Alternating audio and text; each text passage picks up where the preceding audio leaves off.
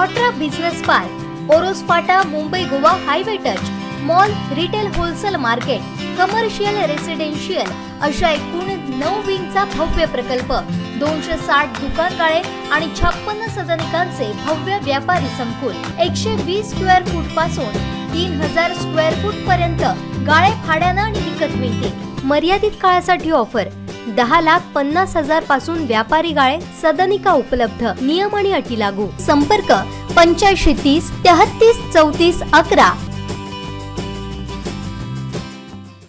अंगणेवाडीच्या भराडी देवीची जत्रा 4 फेब्रुवारीला होते। यावेळी भाजपची न भूतो न भविष्यती अशी सभा होणार आहे। उपमुख्यमंत्री देवेंद्र फडणवीस यांच्यासह अर्ध कॅबिनेट येणार आहे। यासाठी सुमारे 50,000 भाजपचे कार्यकर्ते उपस्थित असणार आहेत असा दावा भाजप जिल्हाध्यक्ष राजन तेली यांनी केला।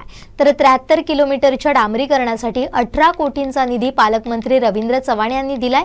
यासाठी भाजप जिल्हाध्यक्ष राजन तेली आणि अतुल काळसेकर यांनी कोकण 7 लाईव्हशी बोलताना सांगितले। पाहूया। तब्बल 73 किलोमीटरचे 17 कोटीचे रस्ते पालकमंत्र्यांनी करून दाखवलेले आहे। अंगणवाडीसाठी भाजप पण सज्ज झालेला आहे। आपल्यासोबत आहे जिल्हाध्यक्ष राजेंद्र तेली। 73 किलोमीटरचे रस्ते आहेत अंगणवाडीला जोडणारे आणि ते पण 17 कोटीचे। खरं तर पालकमंत्र्यांनी करून दाखवलं असं म्हणायला हरकत नाही आणि त्यांनी सगळ्यांनी त्यांचं कौतुक केलं। पहिल्या त्यांच्या कामाबद्दल कसं कौतुक करणार आहात? अंगणवाडीच्या आधी 2-3 दिवस सगळं अंगणवाडी सज्ज होत असताना मी सुरुवातीलाच पालकमंत्री आदरणीय रवींद्र चव्हाण साहेब यांना मनापासून धन्यवाद देईन की आदरणीय चव्हाण साहेब हे भराडी देवीचे भक्त आहेत आणि त्यांनी आत्ताच नाही पहिल्यांदाच ठरवलं होतं की इथं आगळं वेगळं काम आपण या ठिकाणी करून दाखवायचं आणि म्हणून 73 किलोमीटरचे जे रस्ते आहेत, जवळजवळ 9 रस्ते आहेत, हे रस्ते आज या ठिकाणी केलेत। मी मनापासून भारतीय जनता पक्ष सिंधुदुर्गच्या वतीने आम्ही सगळे कार्यकर्ते त्यांचं अभिनंदन करतो। त्याचबरोबर एवढ्यावर ते थांबले नाहीत, तर इथल्या लोकांनी ज्या ज्या गोष्टी मागितल्यात, पाण्याचे टाके मागितल्यात, इथं सुलभ शौचालय टाईप व्यवस्था वेगळी मागितली। आज आपण 70 टॉयलेट यांना देतो आहे।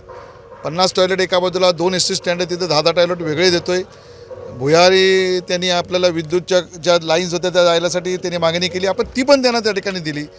जेवढ्या मागण्या त्या लोकांनी केल्या त्या फुलफिल करण्याचा प्रयत्न आज रवींद्र चव्हाण साहेबांनी केलं। मी मनापासून त्यांचा आभारी आहे, मनापासून त्यांना धन्यवाद देतो।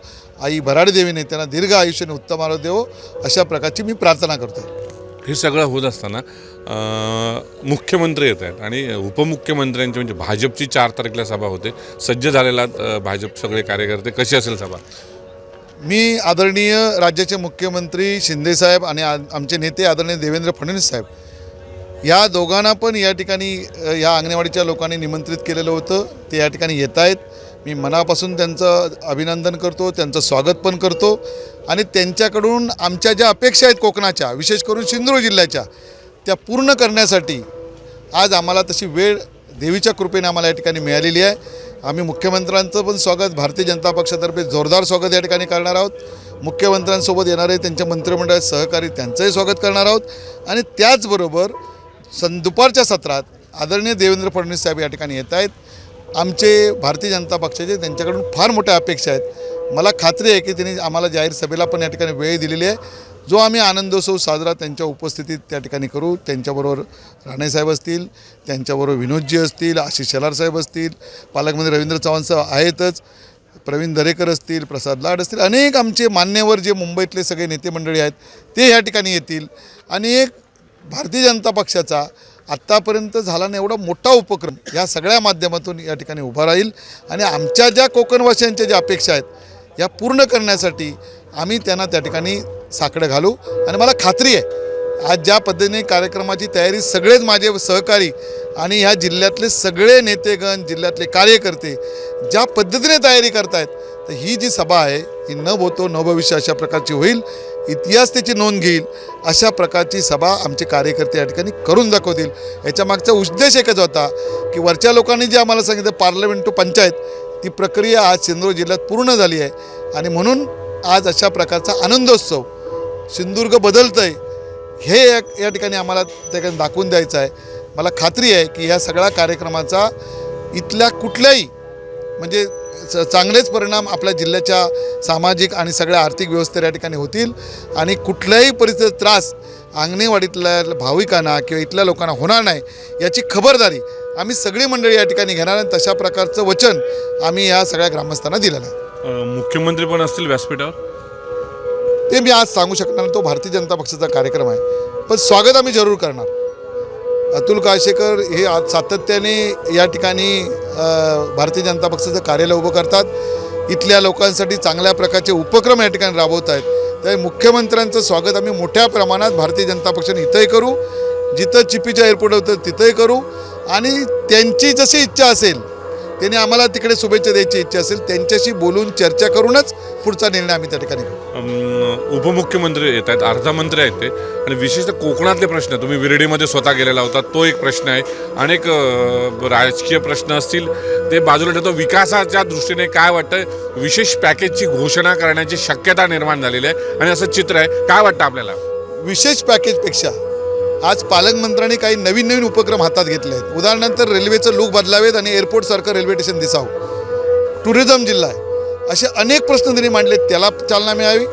आणि सातत्याने आमची लोकांच्या ठिकाणची मागणी जी होती की इथलं जे सीवर्ल्डचा प्रकल्प आहे तो पूर्ण व्हावा, त्याच पद्धतीने आमचे जे गड किल्ले आहेत, सिंधुदुर्ग असेल, आमचा विजयदुर्ग असेल, असे जे रांगणागड असेल, हे गड किल्ले आहेत, त्याचा विकास त्या ठिकाणी करावा.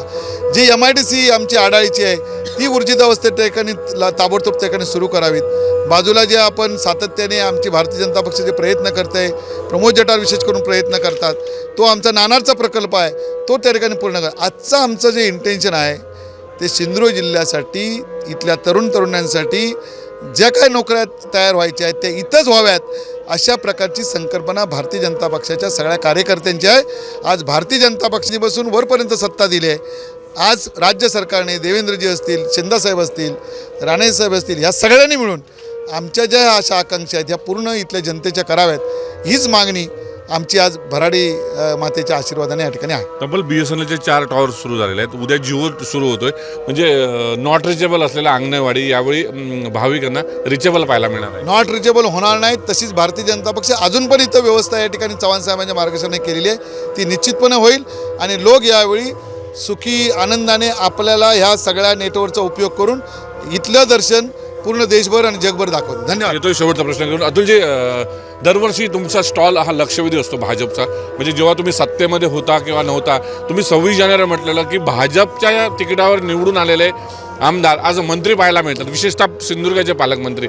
या सगळ्याकडे बघत असताना पालकमंत्र्यांनी करून दाखवलं, काय वाटतंय? मी या निमित्ताने एवढंच सांगेन की एका टॅगलाईनवर आम्ही ही जत्रेतला विकासाचा मार्ग आम्ही दाखवतो आहे. सिंधुदुर्ग बदलतो आहे, सिंधुदुर्ग स्थिरावतो आहे. सिंधुदुर्गामध्ये पालकमंत्र्यांच्या माध्यमातून ज्या ज्या गोष्टी केल्या 2014 नंतर, त्या सगळ्याचं आम्ही एक चित्रीकरण करतो आहे, ते लोकांपुढे प्रेझेंट करतो आहे. मला असं वाटतं की पालकमंत्र्यांचा माननीय नारायण राणेंच्या हस्ते एक सत्कार झाला होता पालकमंत्री झाल्यानंतर, आणि त्या सत्कारामध्ये त्यांनी एक वाक्य म्हटलं होतं, ते मला विशेष लक्षात राहतं. त्यांनी म्हटलं की भारतीय जनता पार्टी सगळ्या प्रकारच्या निवडणुका जिंकते. म्हणजे 325 ग्रामपंचायत सरपंच आमच्याकडे आहेत, सर्व पंचायत समिती आमच्या ताब्यात आहे, सर्व पंचायत समिती आमच्या ताब्यात, जिल्हा परिषद आमच्या ताब्यात आहे, बँक आमच्या ताब्यात आहे, सगळे खरेदी विक्री संघ आमच्या ताब्यात आहेत, विविध कार्यकारी सोसायट्या आमच्या ताब्यात आहेत. सगळ्या भारतीय जनता पार्टी जिंकतो. आणि पण मला या निमित्ताने हे सांगावंसं वाटतं, चव्हाणसाहेब असं म्हणजे सगळ्या निवडणुका आपण जिंकतो, पण ज्या निवडणुका आपल्याला जिंकवतो त्या मतदाराला जेव्हा वाटेल की आपण जिंकलो म्हणून, त्यावेळेला आपण खऱ्या अर्थाने चांगलं काम करतो असं वाटेल. या यात्रेच्या निमित्ताने जो आम्ही प्रेझेंट करतो आहे की आतापर्यंत आम्ही लोकांसाठी काय केलं आणि भविष्यात काय करणार आहोत, हे प्रेझेंटेशन या निमित्ताने करणार, आमचं व्हिजन मांडणार आहोत. आणि हे सगळं आम्ही देवेंद्रजींना दाखवणार. मला 100% खात्री आहे की मुंबईपर्यंत हा सगळा मेसेज जाईल की सिंधुदुर्गामध्ये भारतीय जनता पार्टी खूप चांगल्या पद्धतीने काम करते, चांगल्या प्रकारचं नेतृत्व भारतीय जनता पार्टीचं, आणि त्याचे परिणाम मुंबईपर्यंत आम्हाला बघायला मिळतील. साहेब, शेवटचा प्रश्न. हायटेक स्टेज पाहायला मिळाला, यंत्रणा सगळी हायटेक वापरली. हे सगळं करत असताना सर्वसामान्य भाविक येणार आहेत, याच्यासाठी भाजपच्या वतीने काय विशेष देण्याचे प्रयत्न असणार आहेत? मग ते मोफत सरबत असेल किंवा अन्य सोयी, काय काय सुविधा देणार आहे? आज अनेक वर्ष अतुल काळशेकर यांच्या माध्यमातून भारतीय जनता पक्षातर्फे खूप चांगली व्यवस्था केलेली असते. आज आपण या ठिकाणी हे काही सांगायच्या गोष्टी नसतात. भाविकांसाठी आता हे जे तुम्हाला रोड किंवा अन्य गोष्टी ज्या केल्यात त्या भारतीय जनता पक्षाच्याच पालकमंत्र्यांनी केल्यात, हे लक्षात घ्या. म्हणून ज्या ज्या काय अपेक्षा असतील भाविकांच्या, इथल्या नागरिकांच्या, त्या 100% पूर्ण करण्याचा प्रयत्न आम्ही सगळी मंडळी करणार. कारण शेवटी आईचे आशीर्वाद, परडी आईचे आशीर्वाद हे सगळ्यांसाठीच महत्त्वाचे आहेत. त्या भाविकांची गैरसोय होणार नाही याची काळजी आम्ही सगळी मंडळी घेऊ. धन्यवाद. किती लोक असतील उपस्थित अंदाजे? आमचा आकडा 50,000चा आहे. आपल्यासोबत शेखर हायटेक सभा होत असताना निश्चितच भाजपने दावा केला की तब्बल 50,000पेक्षा जास्त लोक उपस्थित असतील आणि हे सारं श्रेय त्यांनी रवींद्र चव्हाणांना दिले, कारण तब्बल 73 किलोमीटरचे 17 कोटींचे रस्ते आंगणेवाडीला जोडणारे आहेत. हे अतिशय चकाचक झालेले आहेत आणि रस्त्याने काट टाकलेलं पाहायला मिळते. तब्बल 70पेक्षा जास्त कायमस्वरूपी टॉयलेट दिलेले आहेत आणि निश्चितच रवींद्र चव्हाणांच्या या कामाबद्दल सगळे कौतुक करताना होताना पाहायला मिळते. निश्चितच तुम्ही जर आंगणेवाडीला येत असाल तर यावर्षीचे सगळे रस्ते सिंधुदुर्ग आंगणेवाडीला जोडणारे तब्बल 73 किलोमीटरचे रस्ते 17 कोटी रुपये खर्चून टकाटक आणि हायटेक झालेले पाहायला मिळतात. त्यामुळे निश्चितच रवींद्र चव्हाण यांच्यासारख्या कणखर पालकमंत्री नेतृत्वाचं कौतुक होताना पाहायला मिळतं. कॅमेरामन वेदांश भरत केसरकर, कोकण 7 लाईव्ह, आंगणेवाडी, मालवण. आमचे दिवसभरातले सर्व अपडेट्स, ताज्या घडामोडी आणि थेट लाईव्ह पाहण्यासाठी सबस्क्राईब करा, लाईक करा कोकणचं नंबर 1 महा चॅनल कोकण 7 लाईव्हचं YouTube चॅनल.